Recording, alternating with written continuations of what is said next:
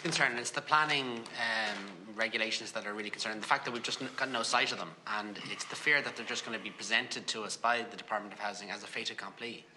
And I believe this committee is asked to see sight of them. I don't know whether you've had any success with it, but I think we should push, because I think we should input into it. I mean, your point is very good about in the old days people being bussed from the Westbury down to Meath to enjoy the Hill of Tara or whatever, and bus straight back. Whereas now it's very different because of the accommodation stock, non-hotel accommodation stock in the area. And Fáilte Ireland's data shows that for every euro a tourist spends on accommodation, €2.50 is spent on ancillary tourism services. So that €2.50 is spent the local restaurants, the local pubs, the tourist shops, the taxis, whatever. And that risks being lost if this new legislation with onerous planning regulations denudes regional Ireland, or in coastal Ireland and rural Ireland, of the self-catering stock or the short-term tourist let. So I think Deputy Cannon is right. We have to tread very carefully. There's obviously a balance between housing needs and tourism needs, but it's a balance that we need.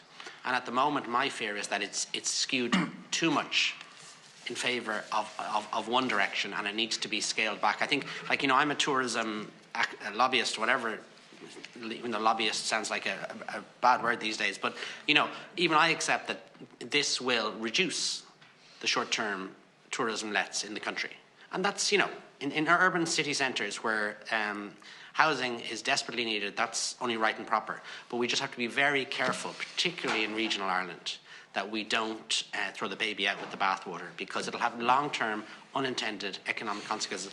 And particularly in the context of, I think we were talking about Killarney a couple of minutes ago, 36% of the hotel bedrooms in Killarney are gone to government on humanitarian reasons. So if there's a lack of hotel or traditional tourism accommodation stock, imagine if also all the short-term tourist rentals also go, because Killarney happens to be an RPZ. So we just have to tread very carefully.